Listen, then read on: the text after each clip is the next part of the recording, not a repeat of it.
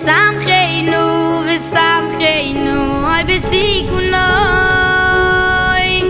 V'oshiv koyanim lavoidosam, levim l'shiram u'lezimram, v'oshem Yisroelin v'yeh. Welcome, everyone, on our journey to the Beis HaMikdash. Did you read the book about Yossi, who dreamed about the Beis HaMikdash and the Korbanos? It was exciting, right?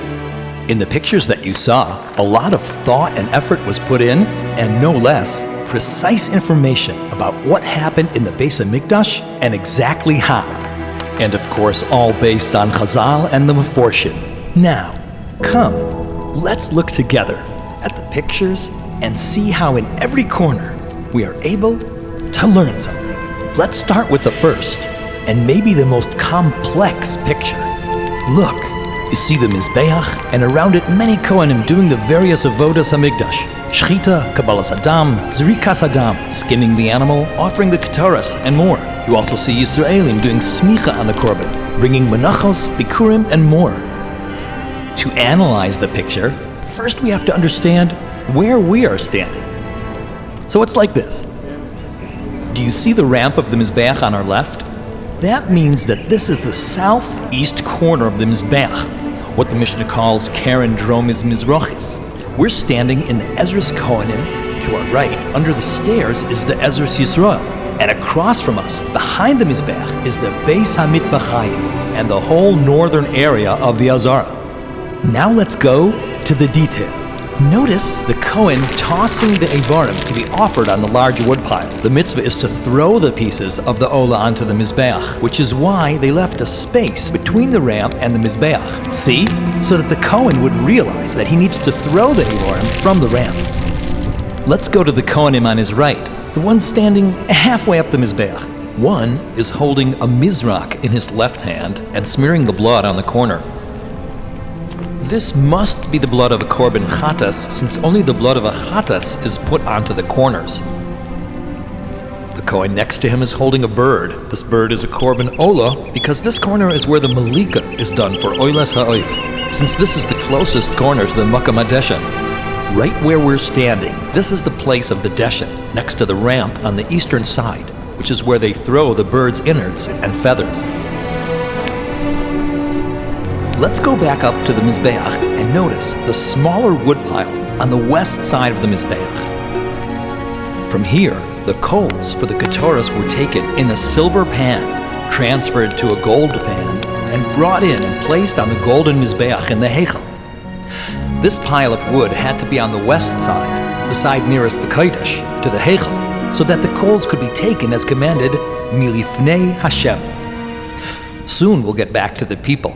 But first, let's look a little at the Azara itself. Look at the Achsadra, a suspended ceiling which went around the walls of the Azara. Since the Azara had no ceiling, this served as protection from the hot sun or rain.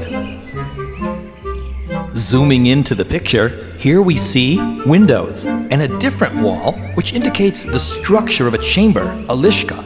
This is Lishkas Hagola. Here, there was a bor mayim, a cistern, which provided water for the entire Azara. And if we're already looking at this wall, go a bit to the left, and we'll see on the wall, in this case the northern wall, near the Beis HaMitbachayim, hooks and iron racks, which were used on days when many korbanos were offered all at once. During the Yomim Tovim, there were great crowds of Olei Regalim who came with all their korbanos that they vowed to bring during the year. When there was no more room on the pillars in the Beis HaMitbachayim where the animals were hung and skinned after the shechita, these hooks were used. Now, let's go back to the various kinds of avodah in the Mikdash and try to understand from the picture what is going on. For example, this Kohen right now is doing the mitzvah of kamitza from the korban mincha that he's holding. Right in front of him, you see a Kohen bending down with a mizrak in his hand near the neck of an animal, which means that he is now receiving the blood of the korban. Which korban? So you can't know exactly, but from the fact that he's shechting the korban here to the east of the Mizbeach, it cannot be an oila, chatas, or asham, since these korbanos are only slaughtered in the north. So it must be either a shlomim, a toida, a bechor, or meiser behema, which can be slaughtered anywhere in the Azara.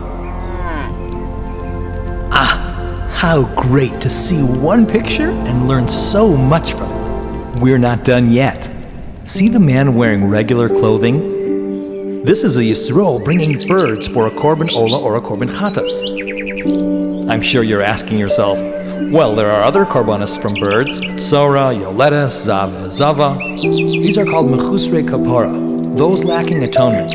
Because they are not yet tahor, they are forbidden to enter even Ezras Yisrael. Whereas here we see the one bringing the korban waiting in the Ezras Yisrael for the Kohen to take his bird.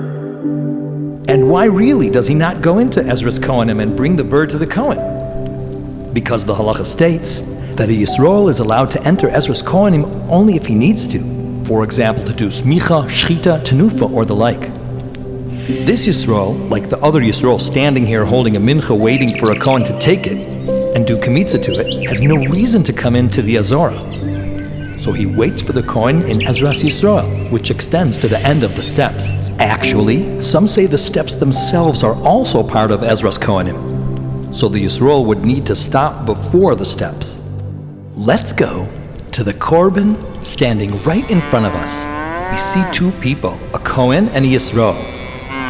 The Yisrael is doing the mitzvah of smicha. I'm sure you're waiting to hear what korban we're talking about. So let's understand this like before. But first, one halacha. Mokom ha-smicha hu mokom ha-shchita. Wherever you do smicha, you shech the korban in that place. So, as we said before, this korban cannot be an oila, chatas, or asham, which you shecht in the north.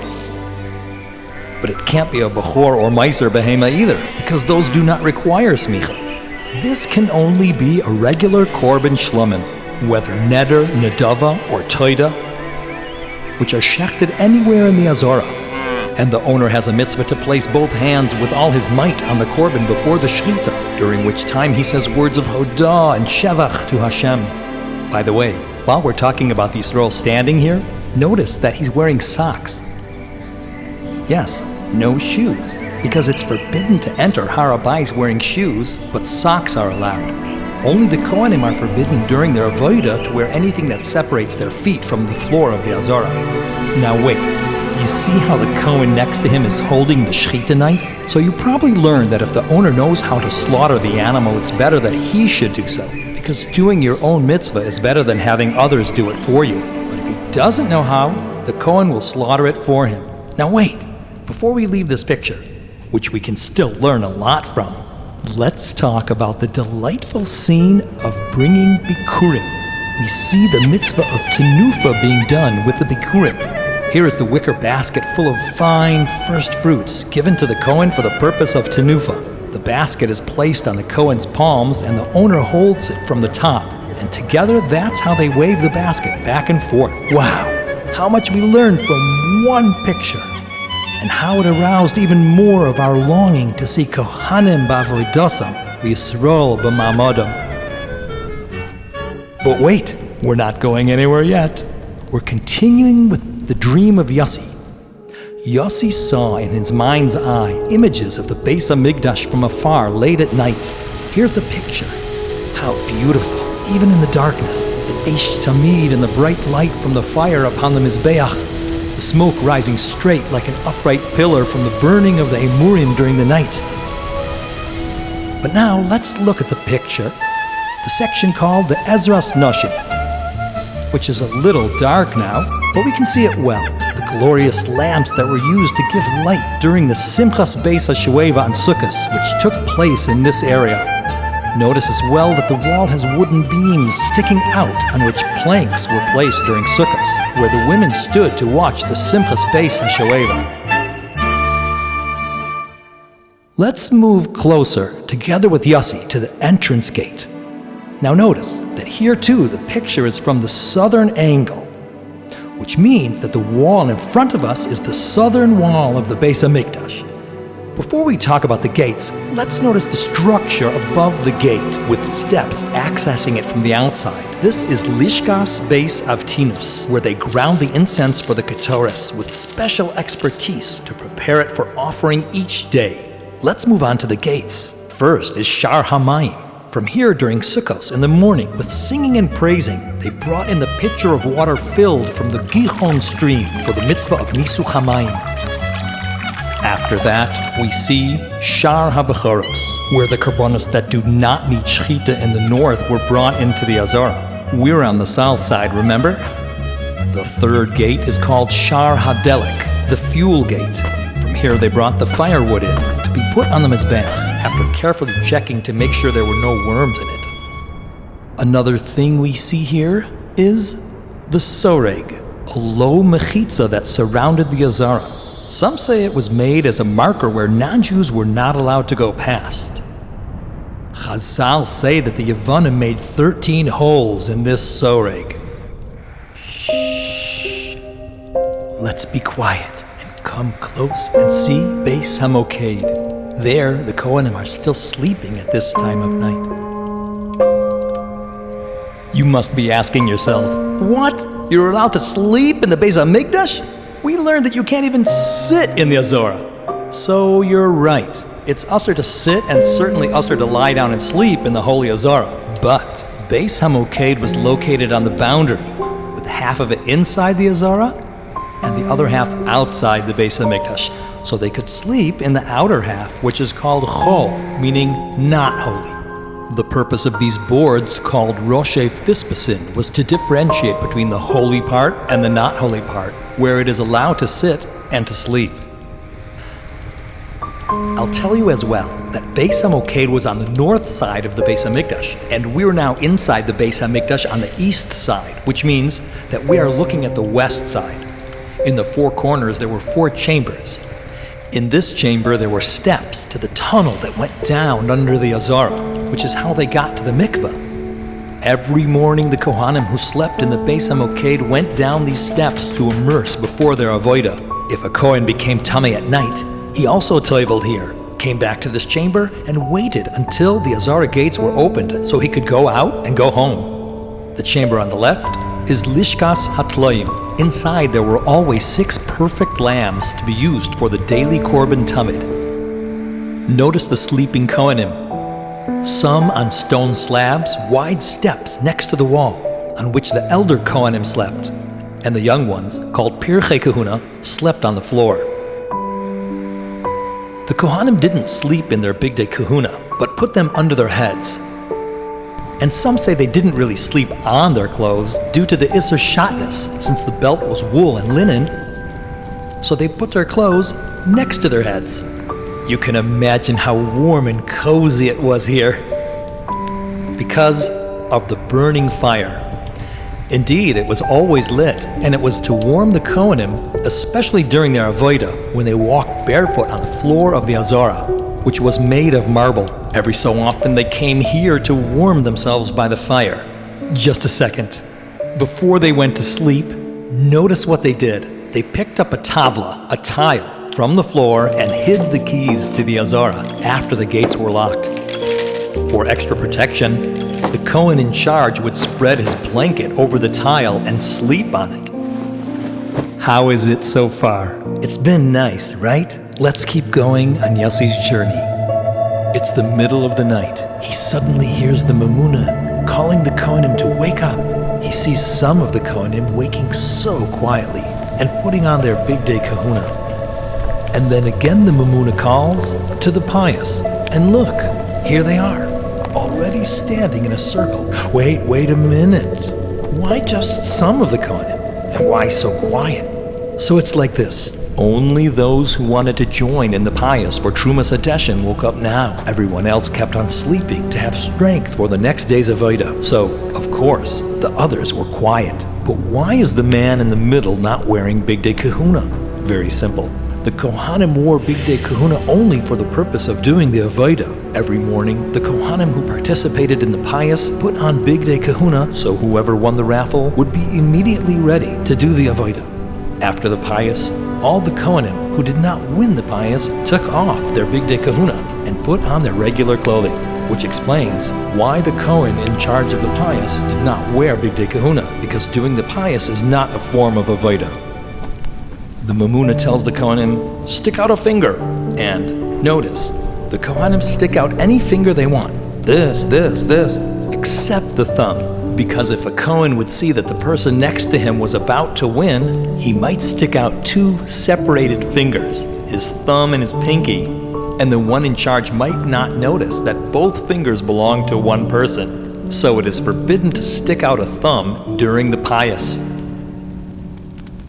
The excitement is great. In just moments begins the Avodas Beis HaMikdash. But first, an inspection, or as Chazal call it, Biluj Ha'azara. The Kohanim split into two groups. One goes right, one goes left, and they do a tour all around. Here is the picture that they are about to meet. Before we talk about the picture, we'll explain, as usual, where we are standing. We are now inside Ezra's Kohanim on the north side, looking toward the east. Do you recognize the corner of the Mizbeach on the right? This is the northeastern corner. In front of us we see the glorious, amazingly beautiful gate. It also has a name that I'm sure you've heard, Shar Nicanor, the eastern entrance gate to the Azara, which had doors that Nicanor brought from Alexandria in Mitzrayim. And I'm sure you know the stories of the miracles surrounding those doors, which is why, even though they were made of expensive copper, they were never changed to gold, even though all the other gates were changed to gold, or because they were made of gilded copper. The two groups met here, after inspecting the Azara, by the entrance to Lishkas Ose HaChavitin. Here, every morning, the Kohanim prepared the Minchas Chavitin, the Kohen Gadol's offering, offered half in the morning and half in the late afternoon. Notice the other structure on the right side of this door. It itself has 3 doors and a room on its roof. So it's like this. These 3 doors lead to 3 chambers. The right one is Lishkas Hamadichim, where they washed off any refuse from the animal's innards, preparing them to be offered on the Mizbeach or for the Kohanim to eat. The middle room is Lishkas Beis HaParveh. Here they salted the skins that were given to the Kohanim. And the left door opens to Lishkas HaMelach. There they stored bags of salt for salting the korbanos and for salting the skins. I'm sure you want to know what the room is on the roof. This is the mikvah on top of Beis HaParvah. This is where the Kohen Gadol immersed 5 times on Yom Kippur. This mikvah was in the Kodesh.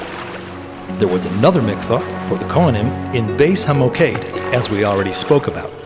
Now, let's hover a bit and see the same location just from above. And here we can also see the Mizbeach. You see the fire burning? This is the large wood pile, as we already mentioned, that was lit all night, because it had the Evarim and the Emurim of the Korbanos offered upon it throughout the night, unlike the other wood piles which were not needed at this pre-dawn hour. The mitzvah of Malicha, I'm sure you learned about. Everything that goes on the Mizbeach has to first be salted, which is why there are 2 piles of salt waiting right here. This salt pile is for salting the Evarim that are offered on the Mizbeach, and this salt pile is for salting menachos, ketaras, and olas ha'of. Before we continue, notice the kior on the right, down below. It stands between the heichal and the mizbeach. Let's get closer. Look at the Kohen cranking the muchni, the lever that raises the kior, which was submerged overnight in a pit of water, so that the water in the kior would not become pasal belina, i.e. staying overnight in a kli shares. How exciting! Soon they're going to start offering the Korban Tamid Shel Shachar.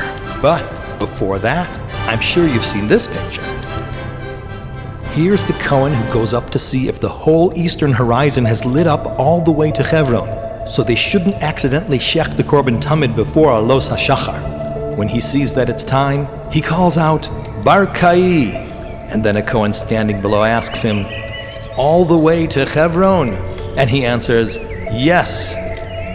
Let's go for a second to Lishkas Hagazis, where they are now checking the animal that is about to be offered. And after checking that it has no mum or deformity, they give it water to drink from a gold cup, which makes it easier to strip off its skin after the shechita. Do you know what else was in Lishkas Hagazis? Right, the Sanhedrin sat there. These are their chairs. Yossi cannot leave. He's spellbound, and so are we, with the avodah of the Kohanim. Here's the Kohen who offers the Ketores. See this beautiful vessel on the floor?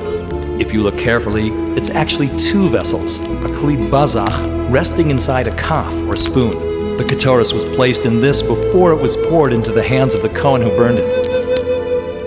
And if you ask, where are all the Kohanim? It's empty here. Why is he all alone? Because the halacha states that when offering the Ketores, it is forbidden for anyone to be inside the Heichal or even between the Heichal and the Mizbeach. Now how could you be in the Beis HaMikdash and not come see Birkas Kohanim?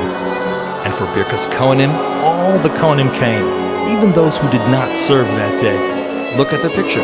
You see some Kohanim who are not wearing Bigdei Kahuna. We daven, V'hashev Kohanim la'avoidasam, u'levim l'shiram u'lezimram.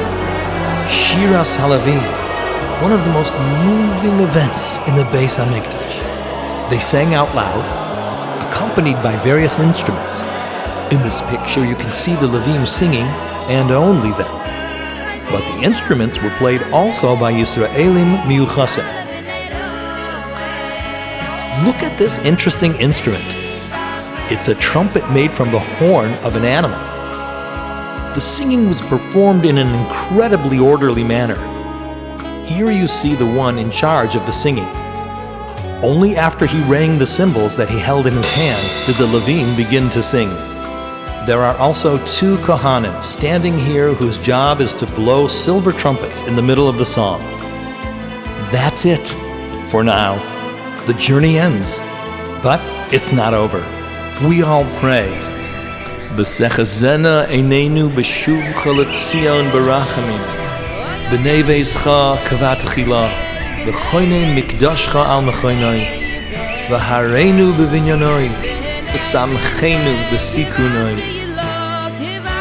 Let our eyes see your return to Tzion Barachamim. Build your house as before, establish your mikdash firmly in its place, and show it to us in its stature, and make us happy with its restoration.